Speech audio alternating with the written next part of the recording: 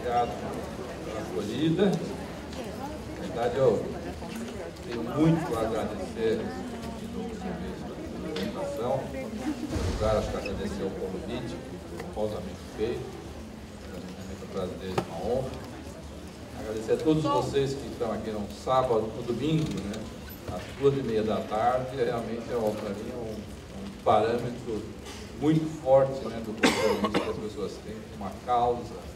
Está aqui, sei que todo mundo deixando as suas famílias em casa, está aqui discutindo, conversando, pensando na solução de um problema tão significativo para a nossa sociedade como é a dependência química. Né? Então, realmente agradecer as pessoas que permaneceram aqui no período da tarde. Agradecer também ao Padre Haroldo, né, toda a inspiração, acho que para todos nós, esses anos todos, né, e até o próprio conceito ecumênico, né, desse evento, no sentido de busca de soluções, né, que todos possam dar uma solução para um problema tão importante. Agradeceria também o pessoal do Amor Exigente, que eu tenho uma admiração muito grande pelo trabalho e especificamente pela ajuda que tem nos dado. Nós vamos fazendo o maior estudo mundial sobre o impacto do uso das drogas nas famílias. Né? Por incrível que pareça, esse é um assunto extremamente importante, mas quando você vê o que se sabe sobre o impacto das drogas na família é muito pouco. Eu tenho o privilégio, junto com a doutora Fátima Padim, que está junto com o pessoal da Inglaterra, e a gente vê que realmente tem muito poucas informações e nós temos aí a oportunidade de fazer o maior estudo mundial do perfil do que acontece com as famílias de dependência. E agora eu vou, a minha apresentação,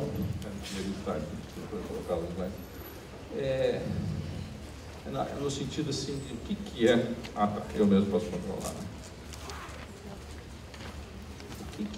Qual é a dimensão dos problemas das drogas no Brasil de hoje? Lógico que eu não vou só querer apresentar dados estatísticos, né? Eu vou tentar rechear os dados estatísticos com comentários sobre políticas, né? E talvez produzindo um certo barulho em relação a esse ecumenismo do evento, eu vou fazer críticas ao governo, tá? Porque ao longo dos anos, tenho tantos anos e tantas reuniões de Brasília e tudo mais, eu tenho tido algumas cicatrizes, né, de quanto que o governo tem sido omisso. Então, apesar de acreditar no bem, eu acho que também o mal existe. O mal é revestido na omissão, né, na inatividade, né, em políticas erradas. E eu acho que a Secretaria Nacional Antidrogas, que a equipe tem, não é uma crítica aos indivíduos, né, eu faço esse reparo, não vou criticar indivíduos, obviamente, critico uma política de 15 anos, né, são os mesmos indivíduos que estão acionados há 15 anos, e essas políticas têm sido desastrosas. O maior desastre que você possa ver essa semana mesmo, e só se gastou 7% da verba para dependência química no último ano.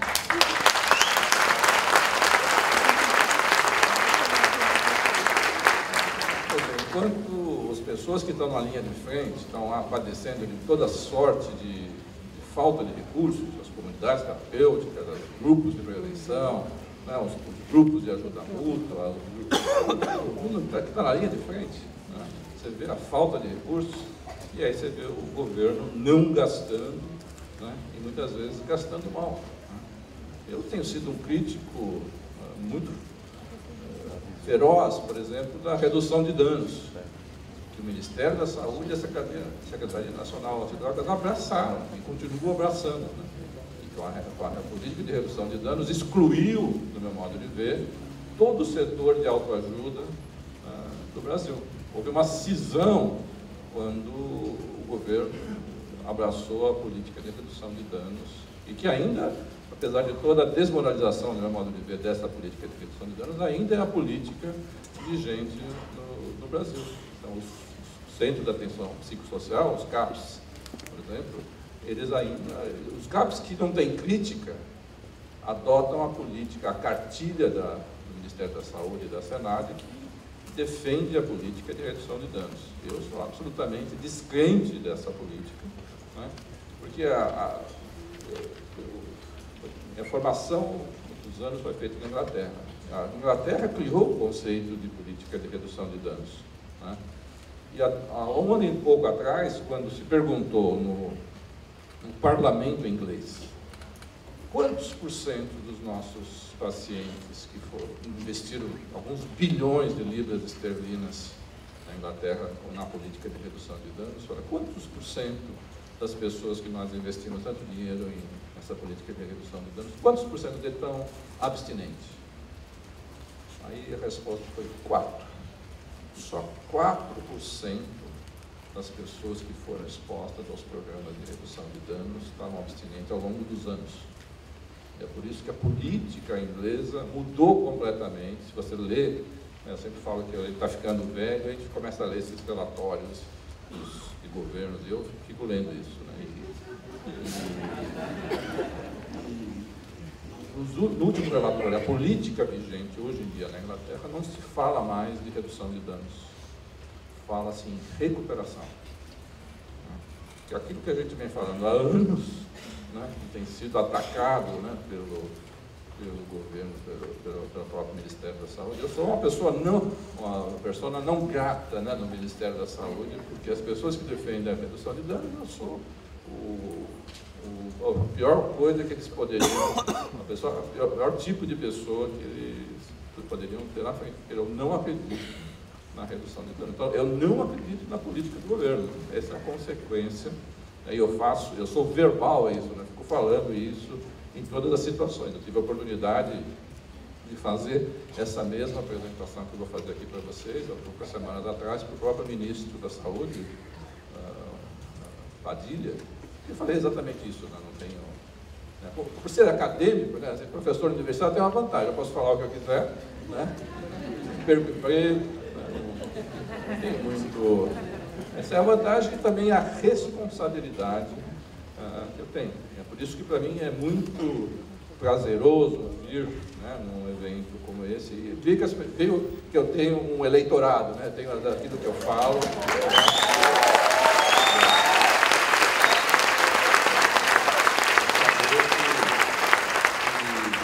Brigas que a gente tem, às vezes, no campo político, né, no campo da universidade, né, então na própria mídia, né, acho que, às vezes, as pessoas mais verbais, né, as pessoas que defendem a legalização das drogas, esse tipo de debate, que às vezes é meio pesado, né, do ponto de vista pessoal, mas eu sempre tenho essa convicção que, às vezes, a gente se sentir sozinho, mas eu tenho certeza que eu não estou sozinho, e as ideias que a gente tem defendido representando um grupo muito significativo de pessoas e que nem sempre essas pessoas têm a oportunidade de manifestar a sua voz, né? Eu chamo principalmente a comunidade de recuperação. No Brasil, o que seria a comunidade de recuperação? Para mim, é todos os grupos de alcoólicos anônimos, narcóticos anônimos, as comunidades terapêuticas, os grupos de amor exigente, todo esse conjunto de pessoas, as pessoas que fazem prevenção, pessoas que estão nas igrejas, pessoas que estão nas comunidades, que fazem trabalhos voluntários, isso eu chamo da comunidade de recuperação. E essa comunidade de recuperação, no meu modo de ver, esse é o sal da terra, é isso onde está ocorrendo a maior parte do tratamento, no sentido mais amplo da palavra. Eu vou falar isso depois, vou fazer a distinção entre o que é tratamento e o que é recuperação. Mas a comunidade de tratamento ela tem sido sistematicamente ignorada nesse debate, né? Principalmente por parte do governo. Sistematicamente, ela não é levada em consideração. Em parte porque eu acho que a gente precisaria se organizar melhor politicamente. Essa comunidade de recuperação ela é muito desorganizada politicamente. Apesar de ser forte em termos de número de pessoas e de qualidade que essas pessoas têm, qualidade moral, né? Por exemplo, as pessoas em recuperação têm uma qualidade moral que eu não tenho. Eu tenho uma qualidade técnica, né? Como professor titular de psiquiatria, pesquisador, eu tenho um tipo de voz mais técnica. Mas eu não tenho, talvez, a autoridade moral que muitas das famílias dos dependentes químicos têm. Muitas das pessoas em recuperação têm. Eu acho que no Brasil, essa autoridade moral que essa comunidade de recuperação, né, tem, essa autoridade, e ainda ela não se transformou numa ação política sustentada que influencie as políticas. Mas esse é um problema que eu acho que a gente tem que pensar nisso e quando a gente levar em consideração esses dados que eu vou estar apresentando para vocês. Então, o que eu vou apresentar é qual é o estado das drogas no Brasil, né? Eu tive a oportunidade como equipe grande da universidade, com auxílio do CNPq e da FAPESP, né? Fazer esse primeiro levantamento nacional de álcool e drogas no Brasil. É importante, porque é importante, para dar um retrato, né? Foi um questionário enorme, com 800 perguntas, 100 entrevistadores treinados, né? Vamos entrevistar 4.607 participantes no Brasil inteiro, né? E foi feito desde da Vila Sônia, em São Paulo, Boca do Acre, no Amazonas, né? Todos esses lugares do Brasil. Há uma amostra que a gente chama probabilística. Esse é o tipo de lugar que foi mais difícil de ter acesso, os condomínios de luxo nas grandes cidades. Mas aí você sai com essa amostra, né, do Brasil inteiro. Esse é o conceito mais importante desse tipo de estudo. É um retrato do que acontece no Brasil. O Brasil urbano, o Brasil rural, né, pequenas, grandes cidades, né, pobres e ricos. Né? Essa é a força do estudo. É uma amostra que é o retrato do que acontece no Brasil. Né? E aí o primeiro retrato, assim, que nós temos da população adulta, não estou conseguindo mostrar aqui, apontar aqui, mas em todo caso, temos 3 milhões de adultos usando maconha, mais 470 mil adolescentes. Então, nós temos aí no último ano 3,5 milhões de pessoas usando maconha no Brasil. Qual é a posição, por exemplo, da Senad em relação à maconha? É a favor da legalização, é contra? O que a Senad acha disso? Eu vou usar o contraponto da Senad representando o governo, que é o grande ausente desse debate público. A gente teria que saber qual é. A gente sabe, por exemplo, que o governo Obama sabe sobre a maconha, sobre as drogas, ele tem lá os documentos oficiais. Eu não sei o que a Senad acha que estamos tendo um aumento significativo de consumo de maconha entre os adolescentes brasileiros. Esse aumento é muito significativo. Os dados mostram aqui, não vou entrar em detalhes nisso, mas nós temos 3,5 milhões de pessoas usando maconha no Brasil. Para você ter um mercado, como é que você pode ter um mercado para distribuir maconha para 3,5 milhões de pessoas que vão fumar várias vezes por semana? Você tem que ter um mercado bem sofisticado para fazer essa distribuição. Do meu modo de ver, uma grande mudança que aconteceu no Brasil nos últimos 15 anos, talvez eu falar assim, talvez 20 anos, foi a criação de um mercado de distribuição de drogas muito sofisticado. Eu até uso a palavra mercado de distribuição ao invés de tráfico, porque às vezes a pessoa fala tráfico, a pessoa só entende que a pessoa é metralhadora nas favelas. Não é verdade. O tráfico sofisticou. É um motorista de táxi, é um dono de bar, é uma mulher, né, que vende isso, vende aquilo e vende drogas também. É o cara que vai entregar a droga na sua casa, é o cara que está na escola. Então, é uma sofisticação grande, é um tipo de estrutura de distribuição bastante sofisticada. Qual é a política do governo para relação a isso? Qual é a política da Senad em relação a essa rede de tráfico se a gente não desmontar isso, não vamos para frente. Como é que se faz com esse fenômeno? 3,5 milhões de pessoas usando maconha é um fenômeno significativo, principalmente com esses números aumentando. Vários países, os números estão diminuindo. Por exemplo, na Inglaterra, o número de usuários de maconha está caindo, né? Mas no Brasil só está aumentando, né? Nós estamos num tipo de epidemia que todas as drogas estão aumentando. Nos últimos 15 anos, coincidentemente ou não, junto com a política da Senad, só aumentamos o consumo de drogas no Brasil. Então, talvez se a gente acabasse com a Senad, talvez diminuísse o número de drogas.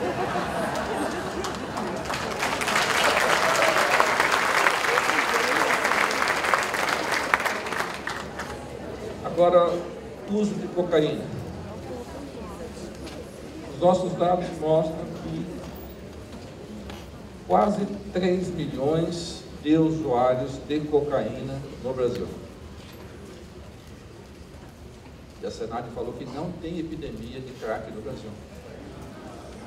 Se não tem epidemia, se isso não é uma epidemia, né, que nós temos quase 3 milhões de usuários de cocaína no Brasil, né, eu não sei o que é epidemia, sendo que desses quase 3 milhões de usuários de cocaína, 1 milhão é usuário de crack.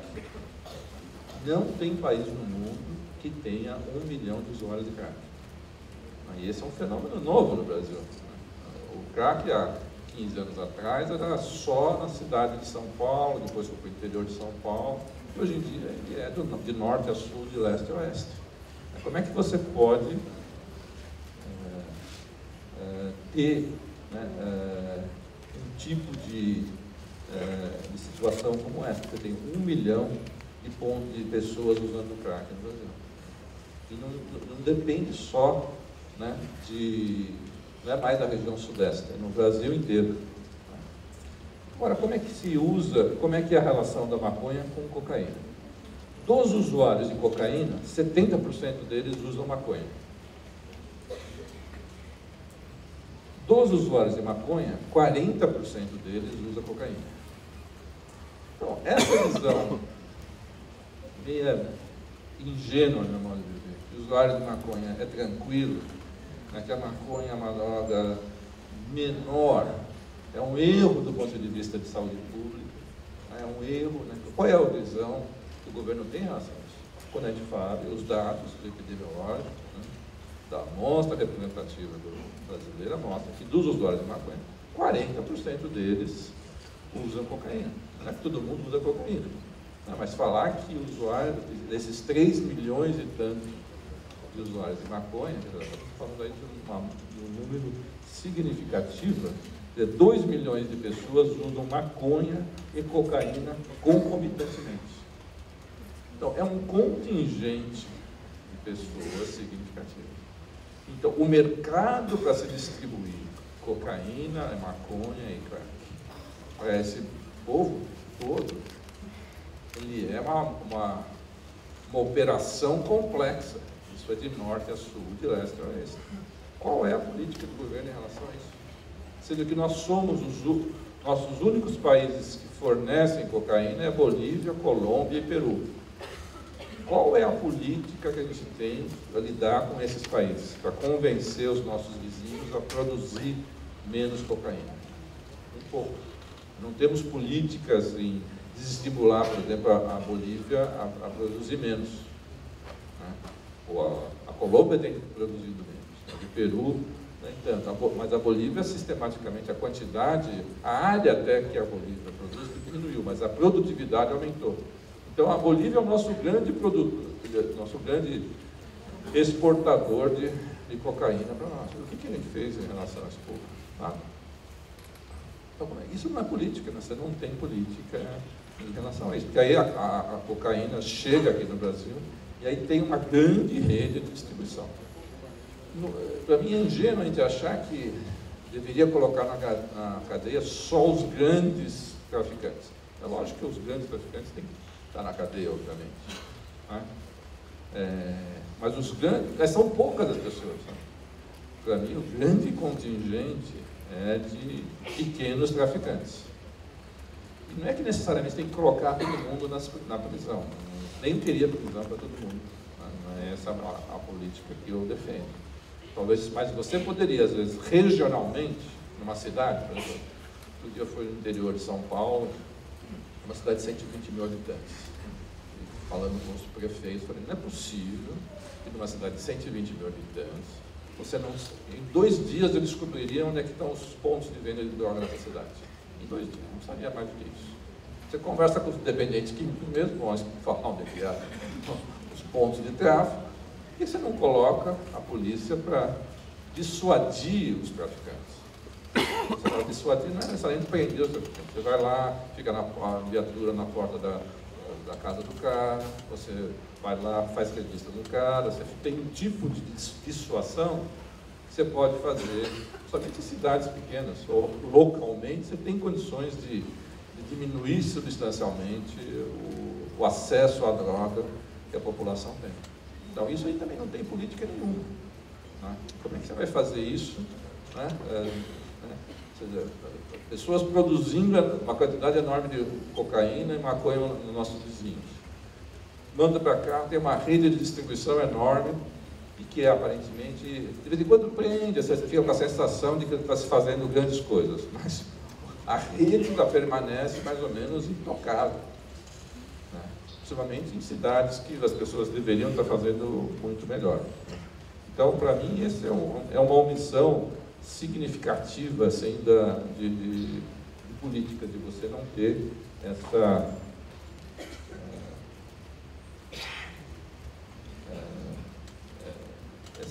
o pensamento mais de mercado do uso da droga. Então, isso, né, por mais que nós seja médico e nós que estamos no espectro mais de tratamento, se a gente não tiver um pensamento mais macro, a gente não vai ser só com o tratamento que a gente vai resolver o problema da dependência química. A gente tem que pensar no mercado da droga como fator, né, de prevenção. Porque a consequência disso é que a droga no Brasil é muito barata. Com R$1 você compra um cigarro de maconha, R$2, R$3 você compra uma pedra de crack. Nenhum país a maioria dos países, quando eu falo em um evento internacional que uma pedra de crack custa $1, $2, ninguém acredita. Né? Então, a consequência desse mercado é que a droga no Brasil é muito barata. Você tem uma grande rede de distribuição, um preço barato, e sem uma lógica e uma estratégia de contenção no mercado, muita gente vai ficar exposta ao problema da droga no Brasil. Não é à toa que está aumentando o consumo. O que é aumentando o consumo em jovens. Né? A idade de experimentação da maconha, 62% experimentaram maconha pela primeira vez antes dos 18 anos. Do ponto de vista de prevenção, a maconha é um fenômeno de adolescentes. Qual é a visão da Senad sobre isso? Qual é o nosso programa de prevenção de maconha entre os nossos jovens? Qual é a visão que a Senad tem sobre esse fenômeno? Eu desconheço. Né? E eu estou vendo algumas pessoas copiar. Esses slides vão ficar disponíveis, estão livres de, absolutamente, de ser distribuídos para todo mundo.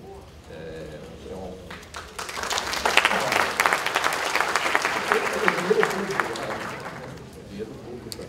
Foi financiado pelo CNPq, a minha função é distribuir isso. No site da unidade já está lá, mas rapidamente está disponível. Eu acho que vale a pena, quanto mais forem mostrados, melhor. Né? Mas esse para mim é um dado importante de que 62%. Maconha é um problema de adolescente. Essa é uma mensagem que esse estudo mostra. No caso da cocaína também, né? Quase metade dos usuários de cocaína começaram antes dos 18 anos. Isso também foi um dado que me surpreendeu. Eu achava que cocaína as pessoas estariam usando um pouco mais tardiamente. Né?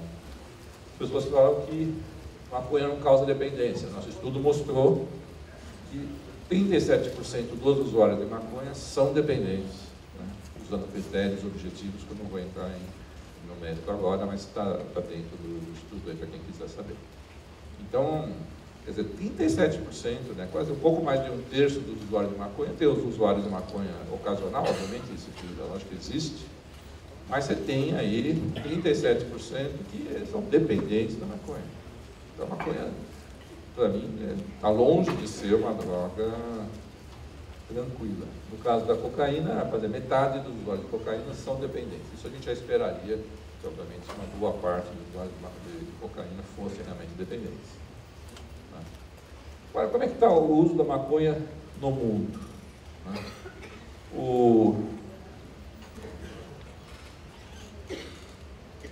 Achei aqui.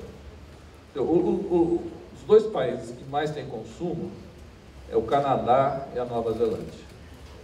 Coincidentemente, eu tenho algumas famílias que às vezes eu entrevisto, às vezes o adolescente começa a usar maconha e fala, não, eu vou mandar meu filho para o Canadá ou para a Nova Zelândia para ele parar de usar maconha.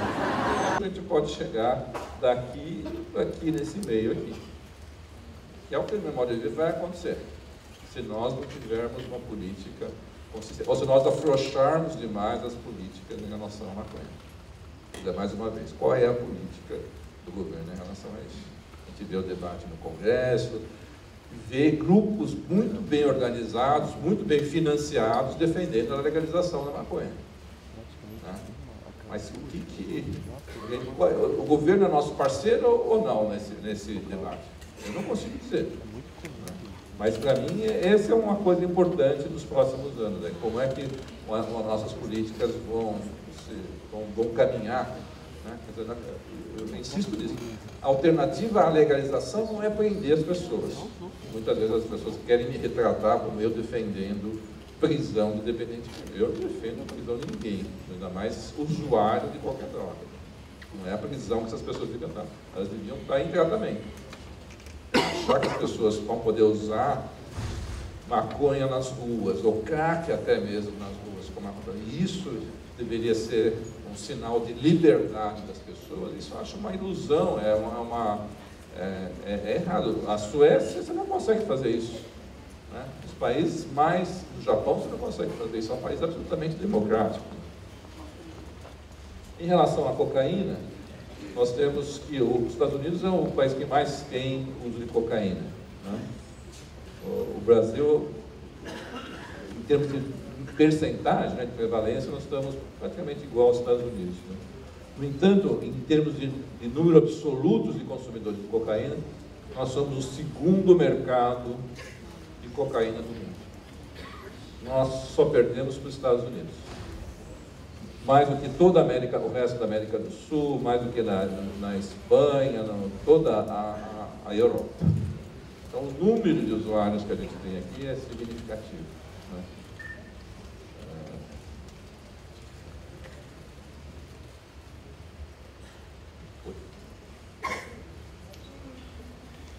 22% das pessoas conhecem alguém com uso de cocaína. Se você perguntar para a população como todo, 1/5 das pessoas conhece alguém usando cocaína. Então, o uso de cocaína está muito mais presente entre as pessoas. Esse é um fenômeno novo. Isso acontecia mais em relação ao uso de álcool. Mas agora a cocaína, quer dizer, 1/5 das pessoas conhece alguém com problema com cocaína. Mas dos usuários, somente 30% deles querem parar nos próximos meses. Só 1% da população procurou tratamento. Então, no Brasil, ainda a busca por tratamento é muito pouca gente.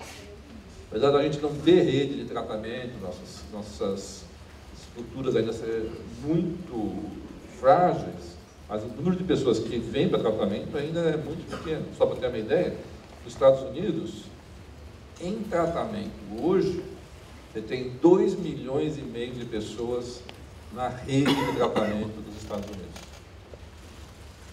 No Brasil, você não tem nenhuma fração disso, nem 10% disso. Então, nos Estados Unidos, só para ter uma ideia, existe toda uma rede de tratamento, e formas de financiamento de tratamento da sociedade americana. Nós estamos longe. Mais uma vez, qual é a política do Brasil? Quanto de dinheiro está sendo despendido para o tratamento, para o treinamento das pessoas? O treinamento significa muitas coisas. Então, o número de pessoas, no Sudeste, né, onde tem maior número de cocaína e crack, mas no Nordeste, por exemplo, 27% dos usuários de cocaína estão no Nordeste. Esse é um fenômeno novo. 10 anos atrás, você não tinha tantos usuários de cocaína e crack no Nordeste. Hoje, basta ir em qualquer cidade, mesmo no sertão nordestino, vai ter gente usando cocaína e crack. Por isso que eu falo da rede de tratamento, de distribuição de drogas.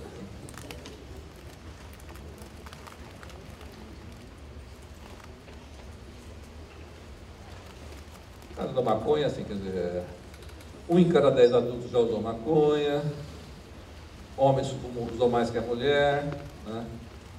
1% da população é dependente de maconha, né? 1 em cada 10 adolescentes é dependente de maconha também, né? 17% dos adolescentes que usaram o último ano conseguiram maconha na escola. Né? Mais uma vez, qual é a nossa política nas escolas sobre álcool e drogas? Né?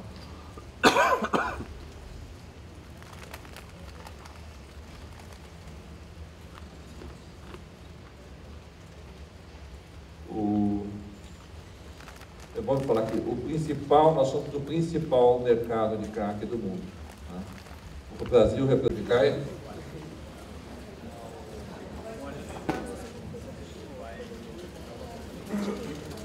Viu, pessoas?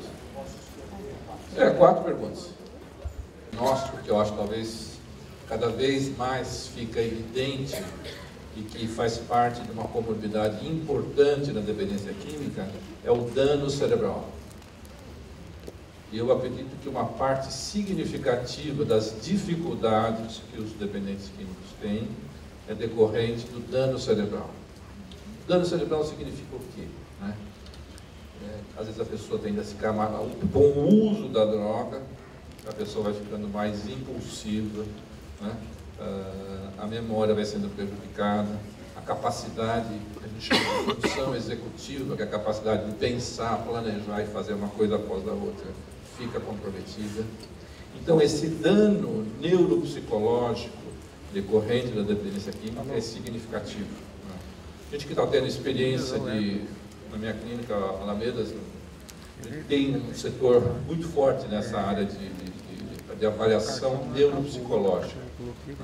E o número de pessoas com alteração neuropsicológica é muito significativo, que acaba tendo um impacto, né, no planejamento da pessoa. Só para de usar drogas, tudo bem, esse é o primeiro momento. Mas ainda ela tem uma série de passivos. Né? Tem o passivo social, lógico, tem o passivo acadêmico, o passivo do trabalho, o passivo da família, mas ela vai ter também um passivo da integridade cerebral. Muitas dessas alterações, só a pessoa ficando abstinente, o cérebro vai se recompondo. Se a pessoa ficar abstinente depois de 1 ano, 2 anos, o cérebro tende a voltar ao normal, dependendo, obviamente, do quanto tempo a pessoa usou e da intensidade do dano. Mas com a abstinência a gente vê, né? As pessoas estão bem alteradas, com a abstinência depois de 1 ano, você vê enquanto a pessoa depois de 1 ano, a pessoa é outra, porque o cérebro se recompõe. Enquanto ele se recompõe, hoje em dia você tem uma série de estratégias, você tem até novos medicamentos que ajudam o cérebro a se recompor, e tem técnicas que a gente chama de reabilitação neuropsicológica, que é um termo meio pomposo, mas significa fazer exercícios para melhorar a memória, exercícios para melhorar a concentração, exercícios para melhorar o que chama de memória operacional, né? E isso acaba melhorando. Então, não tenho dúvida que, dentre das comorbidades que tem mais implicações, né, no manejo do dependente químico, é essa lesão que está lá e você não tem, se você não fizer o exame, você não sabe que tem, mas tem que suspeitar. Né? Eu, principalmente as pessoas que têm histórias de insucesso com o tratamento, você tem que sempre pensar nas comorbidades psiquiátricas. E às vezes as comorbidades não foram identificadas e nem tratadas. E uma das partes que eu acho mais significativa é esse, o que eu chamo mais amplamente de dano cerebral, que é essa falta de integridade, E aí, às vezes, é confundida com falta de motivação, porque a pessoa é meio, não quer mesmo. É lógico que vira muita coisa,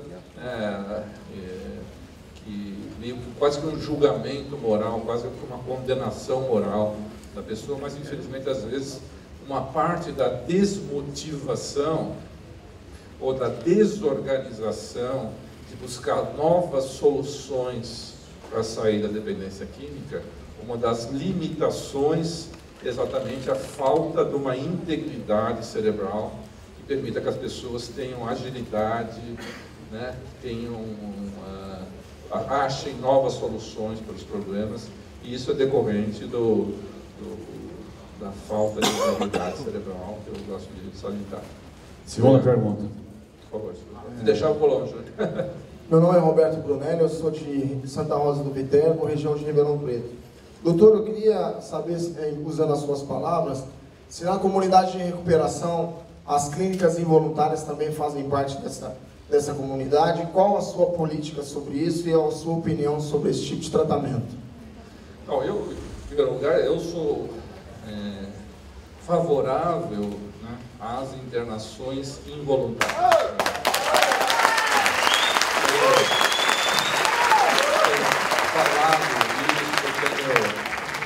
Tenho levado algumas pancadas por isso, mas esse é um assunto que eu tenho estudado nesses últimos meses, porque o assunto ele é controverso só para quem não pode pagar, né?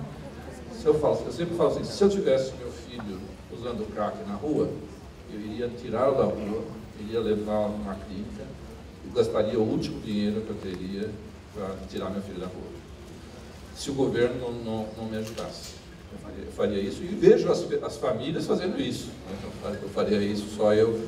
Eu vejo as famílias se empobrecerem, se deteriorarem pelo custo, né, do tratamento, que é um custo altíssimo. Né? Você vai ver que é uma doença crônica que a pessoa vai precisar do tratamento por muitos anos. Então, o debate sobre a internação involuntária, existe uma lei para isso.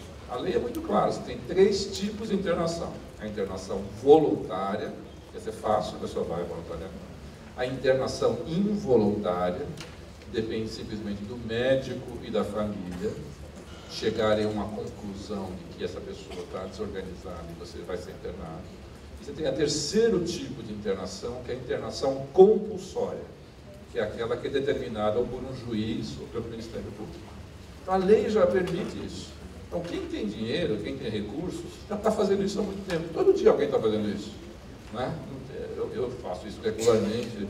É um procedimento muito difícil, tecnicamente, de fazer, porque você tem que decidir, como médico, essa pessoa está em risco para ela, junto com a família, e nós vamos quase que interditá-la. A lei brasileira, ela permite isso.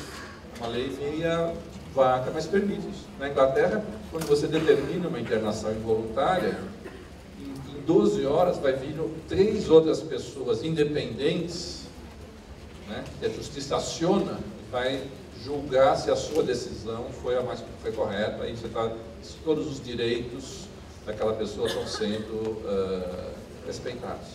Eu adoraria que fosse assim aqui no Brasil, porque tiraria um peso das costas, né, quando a gente tem que fazer uma decisão. É um ato médico, né? E por ser um ato médico, você tem a responsabilidade médica por isso. Então, eu defendo isso e defendo que a pessoa, para ser uma internação involuntária, ela tem que ir para um lugar que tenha recursos médicos. Né? Essa é a coisa. Por isso que não faz sentido falar de internação involuntária em comunidade terapêutica, que normalmente ele é um serviço que normalmente é aberto. Para mim, né, terapêutica, ela é um serviço voluntário, as portas têm que ser abertas. Né? Então, essa é a questão importante, assim, realmente, defende a internação, ela tem que ser feita tecnicamente, a pessoa tem que ser protegida tecnicamente. Eu diria que 90% das internações involuntárias, em 2 semanas, elas viram voluntárias. depois de uns dias, a pessoa começa a pensar, está num ambiente terapêutico, começa... Né? Raramente alguém fica... Mas isso não é... No Brasil agora está virando esse debate, mas só para ter uma ideia, na Suécia, talvez um dos países mais democráticos do mundo, 30% de todas as internações psiquiátricas na Suécia são involuntárias. Porque é uma população que está doente, mentalmente está com capacidade de raciocínio, com capacidade de pensamento comprometidas e precisa, às vezes, ser retirada de uma situação estabilizada e a pessoa decide o que vai fazer. Então, todos os países democráticos, é importante esse conceito que a gente tem que ter, todos os países democráticos tem, né, um sistema de fazer internações involuntárias. Nos Estados Unidos, os dados mais recentes mostram que a maior parte das pessoas em tratamento nos Estados Unidos estão em tratamento por alguma medida coercitiva. Nos Estados Unidos tem a chamada Tribunal de Drogas, né, que chamam Drug Courts, que no Brasil ficou com o nome de Justiça Terapêutica. São mais de 2.000 tribunais de droga nos Estados Unidos. E esses locais tiram as pessoas das prisões e colocam em tratamento. E não precisa ser só em tratamento de internação. A pessoa pode ficar no tratamento ambulatorial, mas ele precisa fazer exame de urina 2, 3 vezes por semana para mostrar que está em abstinência e continuar no sistema de tratamento. E é por isso que esses dados americanos mostraram de uma forma inequívoca, e está inclusive no documento do National Institute of Drug Abuse, tem até no site da uniad.org.br, tem lá um documento, Princípios do Tratamento Efetivo. E um dos princípios do tratamento efetivo é: o tratamento, para ser efetivo, não precisa ser voluntário. Que desmonta muitos dos argumentos que a gente ouve desses, no meu modo de ver, pseudo-especialistas, que falam que, se a pessoa não quer, não adianta internar. Não é verdade isso. Do ponto de vista científico, não é verdade isso. Todas as pesquisas mostram que a internação involuntária, ela é tão efetiva quanto a internação voluntária. Mesmo o tratamento ambulatorial involuntário, né, que as pessoas, ou você fica em tratamento ambulatorial ou vai ser preso, ele é tão efetivo quanto o tratamento voluntário. Porque a motivação para parar de usar drogas é um fenômeno complexo. E essa gente acha que é muito simples, a gente realmente não entende ou não convive com a dependência química. Então, o tratamento involuntário ele funciona, né? Ele é mais comum, não é só a internação é um dos fenômenos, ele é democrático, todos os países democráticos fazem isso.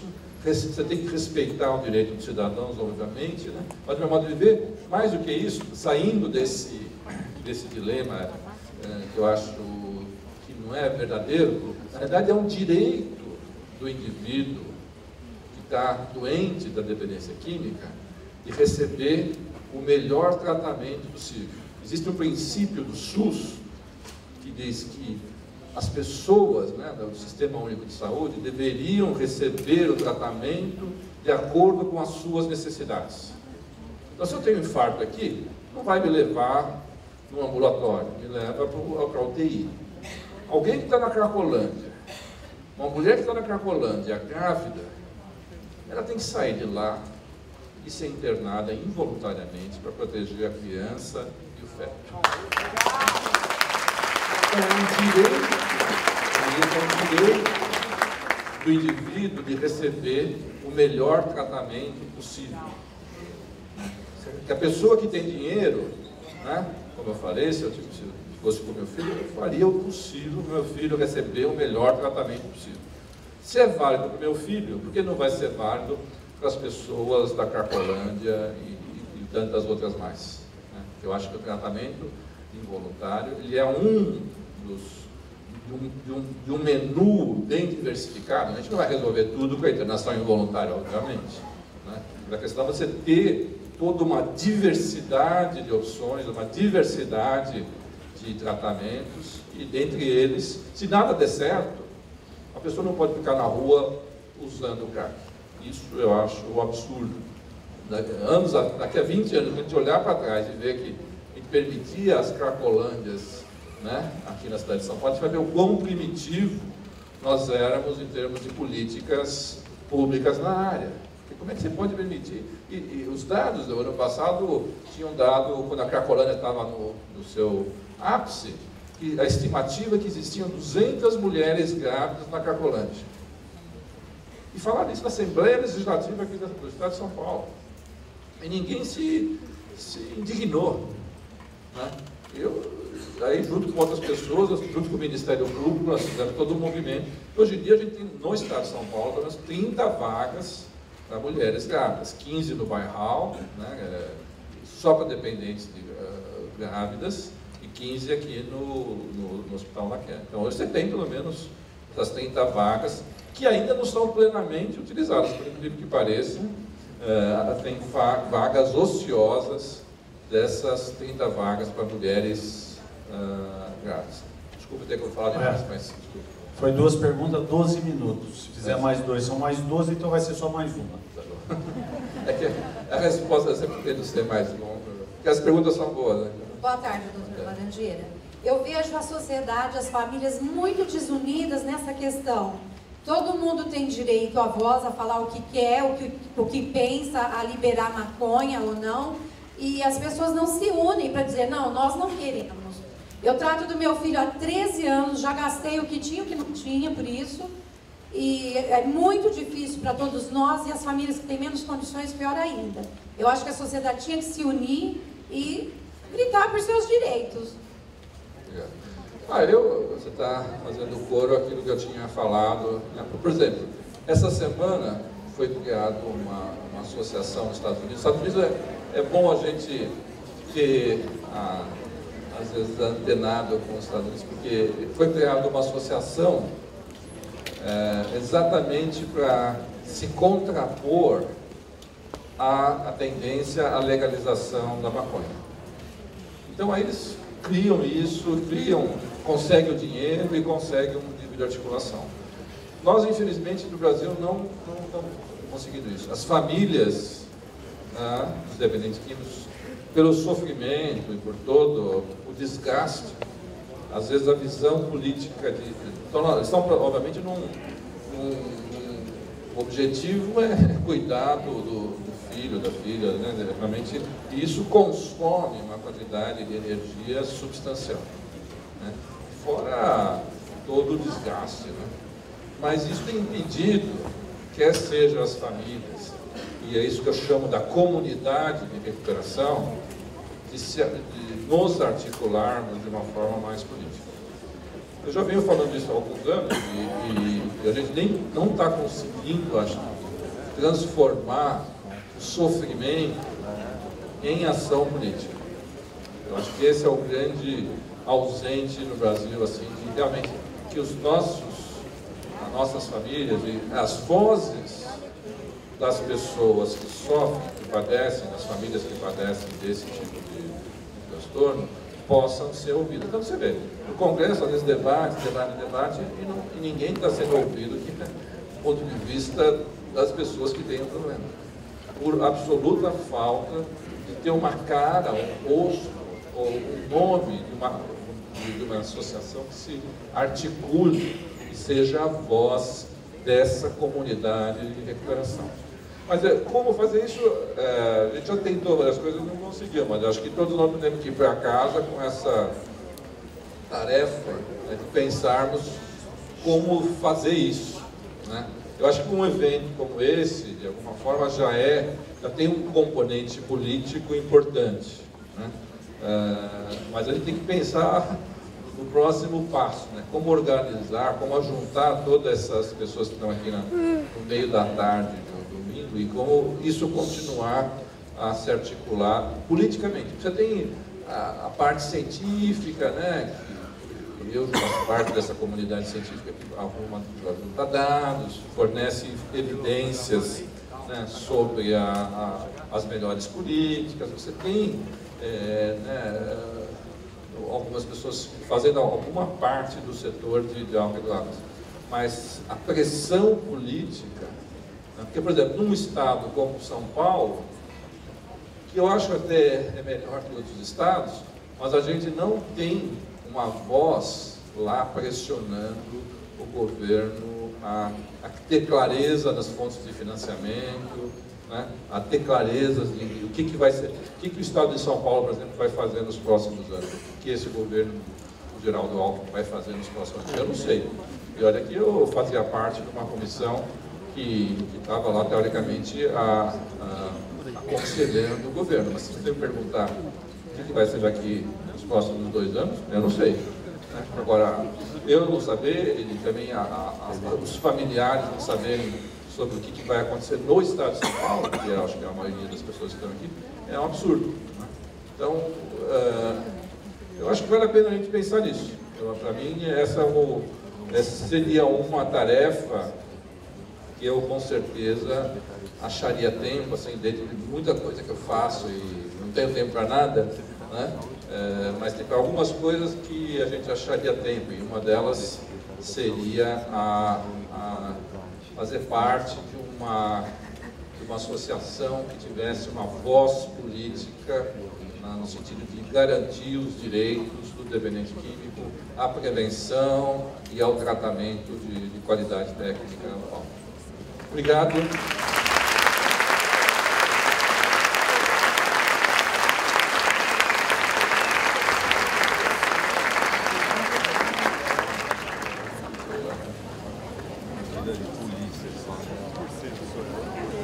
Bom, vamos continuar. Chamamos aqui à frente a palestra de ferramentas de gestão do Luiz Soares de Barros, que é consultor do SEBRAE, que nos está ajudando na parte de capacitação das comunidades terapêuticas na parte administrativa e financeira. Uma salva de palmas para o Luiz.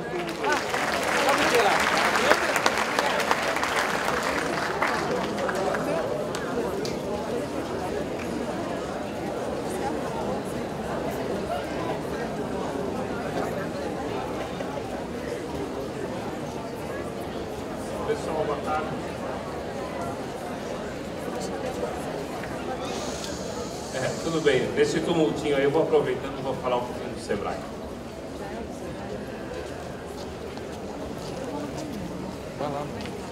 Pessoal, eu não sei se vocês todos conhecem o SEBRAE, vocês já conhecem o SEBRAE? Quem aqui não conhece o SEBRAE? Não? A primeira vez que eu fui trabalhar o SEBRAE, eu trabalhei numa unidade Bósio, na região metropolitana, e aí veio um senhor muito bravo, mostrando uma conta, né? Onde já se viu, isso é um abuso que o SEBRAE está fazendo, olha o preço que está cobrando. Aí quando eu fui ver a conta, era uma conta de água, né? Aí eu perguntei para ele, mas o senhor sabe o que é o SEBRAE? Lógico que eu sei, Serviço Brasileiro de Água e Esgoto. Então, gente, ele acertou em média, né? Porque é serviço brasileiro, mas não é água e esgoto. É apoio às empresas, micro e pequenos negócios. Costumo dizer que nós, no SEBRAE, nós somos uma empresa de informação. Informação por quê? Porque nós temos várias ferramentas onde nós queremos auxiliar a vocês, empresários, a gerirem os seus negócios. Eu não sei se vocês assistiram a palestra de ontem sobre empreendedorismo social. Vocês viram, 99% das empresas hoje são formadas de micro e pequenos negócios. Então, quer dizer, precisa saber gerir o seu negócio. Vocês conhecem muito bem o escopo do negócio de vocês. Agora, nós temos uma pesquisa, eu vou mostrar rapidinho para vocês aqui. Eu identifiquei que vocês não sabem ou não têm ainda a gestão do negócio de vocês. E é isso que eu quero passar um pouquinho para vocês. Então, olha, nós vamos falar um pouquinho sobre planejamento, né? Como gerir o empreendimento social. Eu digo para vocês que o empreendimento social é a mesma coisa que uma empresa. Tem que ser gerido da mesma forma como uma empresa. Ou seja, sei lá, pelos recursos, pelos frutos de doação ou não. Ah, Rui, mas a minha empresa é como o SEBRAE. É uma empresa que não tem fins lucrativos. Ok, mas como uma empresa, ela tem que dar resultado, certo? Tem ou não tem?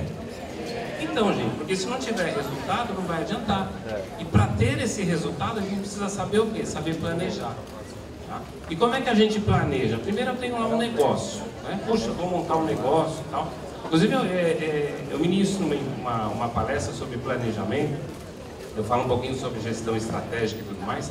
Eu tive que mudar essa palestra, o nome da palestra, quando eu fui fazê-la na Erotic Fair. O nome era Como Fazer o Seu Negócio Crescer. Quer dizer, já viu, né? Tava assim a plateia, lotada, cheia. Aí eu comecei a falar de planejamento, gestão estratégica, começou a esvaziar. Aí ficaram lá um grupo de empresários que levou a sério. Mas é isso, gente, eu tenho um negócio, tá? Aí para esse negócio eu tenho o quê? Eu tenho um investimento, uma grana, né? Seja ela fruto de doação, seja o que for. Eu quero transformar isso num lucro ou num resultado, tá? Então eu faço o quê? Eu preciso também ter o retorno de investimento. Então eu crio uma empresa, eu monto uma empresa. Essa empresa, através de produtos ou serviços, como no caso de vocês, principalmente serviços, eu vou atingir a quem? Ao mercado. E quem é esse mercado, gente? É o meu cliente, né? Então, para esse meu cliente, eu vou vender, ou seja, o produto ou o negócio que eu estou vendendo, né? No caso de vocês, serviço. Aí eu tenho o quê? Aí eu tenho um fornecedor. Esse fornecedor pode ser uma pessoa, um parceiro, alguém que me ajude, que me dê produtos, insumos, mais para eu poder trabalhar nisso. Aí eu vou o quê? Entender quem é o meu concorrente. Porque mesmo vocês fazendo um trabalho bacana como esse, gente, em pleno sábado, domingo, vocês reunidos aqui para discutir um assunto tão importante, vocês têm concorrentes. E concorrente não tem que ser visto como inimigo, não. Concorrente tem que ser visto como aliado, tá?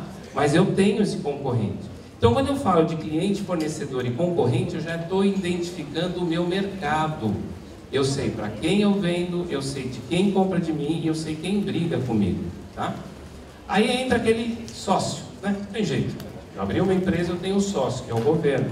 Mas é através dos impostos que nós vamos conseguir muita coisa também, né? Outro dia eu estava ministrando uma palestra com um grupo de empresários e ainda falei, olha, eu gostaria de pagar R$200 mil de imposto. E pelo menos eu estaria faturando 1.100.000, 1.200.000. Então é essa a concepção que a gente tem que ter. Também não tem que ter medo do governo. Aí eu tenho lá meus parceiros, e esses parceiros sim, gente, eu preciso fazer uma negociação com eles da forma ganha-ganha. Então eu ganho comprando do meu parceiro, vendendo do meu parceiro, ele ganha utilizando o meu produto e o meu cliente também ganha. Então essa relação, ela é fundamental. Aí tem os bancos que eu preciso dele, né, para pagar, receber, às vezes pedir empréstimos. E aí eu preciso fazer a gestão desse negócio.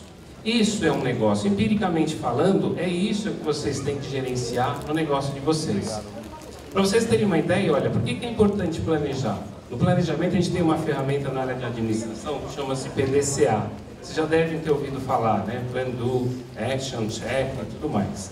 Então eu faço exatamente o quê? O que, como, quem, por quê, onde, quando, quanto. Então eu passo a entender exatamente o porquê que a minha empresa existe, como que eu vou fazer com que essa empresa realmente ela tenha perenidade, ela tenha lucratividade, ela atenda aos clientes na necessidade que eles têm, porque cada cliente independe do atendimento ou mesmo do produto.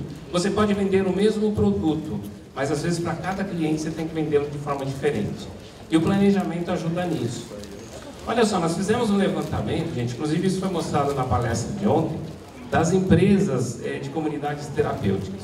Olha só, não existe autossustentabilidade, não tem sistema de informação, não tem setor de captação de recursos eficaz. Sabe por quê, gente? Porque falta planejamento. Olha lá, ó, não sabem como conseguir os diversos certificados, certificação, filantropia, utilidade pública, falta pesquisa de efetivação de metodologia, não tem espaço na mídia, por quê? Porque falta planejamento. Então, uma série de coisas que foram apontadas, inclusive por vocês, porque essa pesquisa, o Paulo Martelli passou para vocês, vocês responderam. Então, gente, tudo isso que tem aqui é por única e exclusivamente uma falta de quê? De se planejar, sabe? E quando a gente fala planejamento,